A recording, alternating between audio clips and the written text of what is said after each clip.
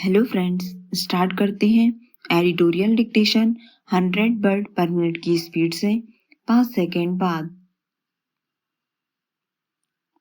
Start. यह विचित्र है कि एक ओर किसान अपनी मांगों के साथ लगातार आंदोलन पर है और सरकार इसे सुलझाने की बजाय उदासीन रवैया अख्तियार किए हुए हैं। हालत यह है कि उसकी ओर से शीर्ष अदालत तक के आदेशों की जैसी व्याख्या की जा रही है, उससे एक भ्रम की स्थिति पैदा हो रही है। गौरतलब है कि किसान नेता जगजीत सिंह डल्लेवाल न्यूनतम समर्थन की कानूनी गारंटी सहित अन्य मांगों के मसले पर पिछले 1 महीने से ज्यादा वक्त से अनशन पर है। उनकी बिगड़ती सेहत के मद्देनजर उन्हें चिकित्सा सुविधा दिलाने को लेकर सुप्रीम कोर्ट कई बार पंजाब सरकार को कह चुका है, मगर हैरानी की बात है कि इस मसले पर सकारात्मक रुख दिखाने के बजाय पंजाब सरकार की ओर से न सिर्फ टाल मटोल का रवैया प्रदर्शित किया जा रहा है, बल्कि अदालत की बातों को भी संदर्भ से अलग रूप में पेश किया जा रहा है।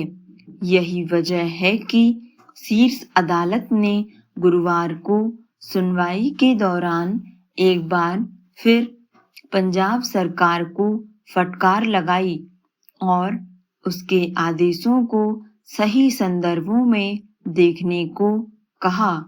पैरा। दरअसल अनशन की वजह से डल्लेवाल की गिरती सेहत के मद्देनजर सुप्रीम कोर्ट ने स्पष्ट रूप से पंजाब सरकार को ठोस कदम उठाने कहा, मगर पंजाब सरकार के अधिकारियों ने उसे इस रूप में पेश किया कि किसान नेता का अनशन तोड़वाने की कोशिश हो रही है। स्वाभाविक ही सुप्रीम कोर्ट ने पंजाब सरकार को फटकार लगाते हुए साफ कहा कि उसके कुछ अधिकारी गैर जिम्मेदाराना बयानबाजी कर रहे हैं और मीडिया में भ्रम का माहौल बना रहे हैं, जबकि तथ्य यह है कि अदालत ने डल्लेवाल का अनशन तोड़वाने को लेकर कोई निर्देश नहीं दिया है, बल्कि उनकी सेहत को लेकर चिंता जाहिर की है और केंद्र सरकार को भी नोटिस जारी कर जवाब मांगा है। जब सुप्रीम कोर्ट की नाराजगी के बाद पंजाब सरकार ने यह सुनिश्चित करने का भरोसा दिया है कि किसान नेता का अनशन तोड़वाए बिना उन्हें चिकित्सा सहायता मुहैया कराने की कोशिश की जाएगी।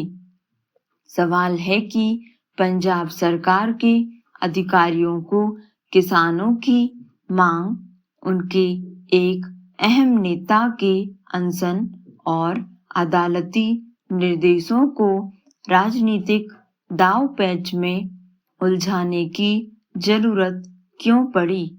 पैरा।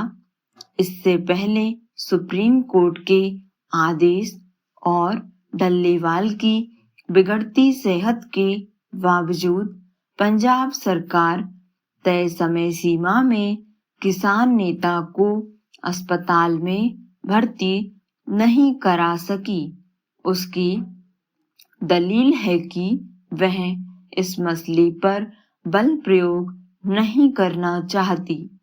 हैरानी की बात है कि बल प्रयोग नहीं करने की दुहाई देने वाली सरकार को किसानों की मांग पर कोई व्यापक सहमति बनाने के लिए अपनी ईमानदार इच्छा शक्ति का प्रदर्शन करना जरूरी नहीं लगता।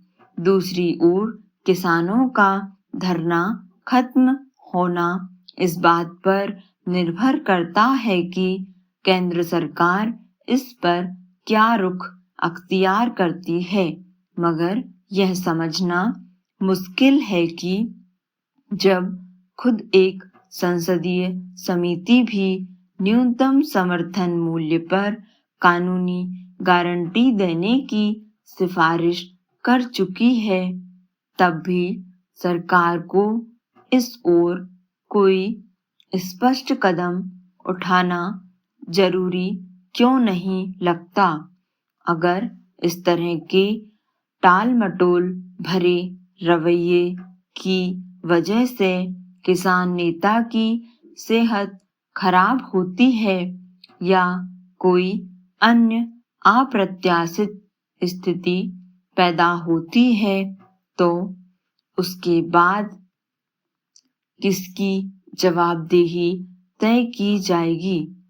जरूरत इस बात की है कि किसानों के आंदोलन में उठाए गए मांगों पर समय रहते सहमति बनाने के लिए कोई ठोस पहल की जाए और इस संबंध में सुप्रीम कोर्ट के आदेशों की अहमियत समझी जाए। किसी भी खेल के मामले में परस्पर सहयोग की रणनीति और बेहतर संवाद से ही उत्कृष्ट प्रदर्शन की उम्मीद की जाती है। पिछले कुछ समय से जिस तरह भारतीय क्रिकेट में उतार चढ़ाव दिख रहा है, उससे स्पष्ट है कि खिलाड़ी पूरे आत्मविश्वास के साथ नहीं मैदान में नहीं उतर रहे। उन पर कहीं ना कहीं कोई दबाव या निराशा है। टीम को सहेजने, संवारने और बेहतर प्रदर्शन के लिए तैयार करने में कप्तान के साथ कोच की भी भूमिका बेहद अहम होती है। यह दुखद है कि मुख्य कोच गौतम गंभीर जिस तरह की तल्खी का प्रदर्शन कर रहे हैं, उससे टीम के मनोबल तक पर असर पड़ सकता है। मेलबर्न टेस्ट में हार के बाद गंभीर ने पूरी टीम के लिए जिस तरह कुछ कड़े शब्द कहे, उससे तमाम कोशिशों के बावजूद ड्रेसिंग रूम का तनाव बाहर आ गया। अगर खिलाड़ियों के प्रदर्शन से गंभीर नाखुश हैं, तो उन्हें इसकी तह में जाना चाहिए। खिलाड़ियों से संवाद कर उन्हें विश्वास में लेना चाहिए। भारतीय टीम एक चुनौतीपूर्ण दौर से गुजर रही है। युवा खिलाड़ियों का कुछ मुद्दों पर अपने मुख्य कोच के साथ एक राय ना होना भी चिंता का विषय है। कहा तो यह भी जा रहा है कि पहले के 2 कोच के कार्यकाल में जिस तरह संवाद होता था, अब नहीं होता। सवाल है कि अगर ड्रेसिंग रूम में अशांति रहेगी और कड़वी भाषा में संवाद होगा, तो खिलाड़ियों से क्या उम्मीद की जा सकती है। गौतम गंभीर अपने दौर में आक्रामक खिलाड़ियों में से एक रहे हैं। उनका मुखर व्यक्तित्व है, मगर कभी-कभी उनका गुस्सा सभी का ध्यान खींच लेता है। वे राजनीति में भी सक्रिय रहे हैं, इसलिए शायद उन्हें जनता से संवाद करने और सभी को साथ लेकर चलने की अहमियत का अंदाजा होगा। यह बताने की जरूरत नहीं कि फिलहाल उन्हें इसी कौशल को अपनाने की जरूरत है। कोच के तल्ख तेवर से खिलाड़ियों के प्रदर्शन में सुधार की भूमिका नहीं बनेगी।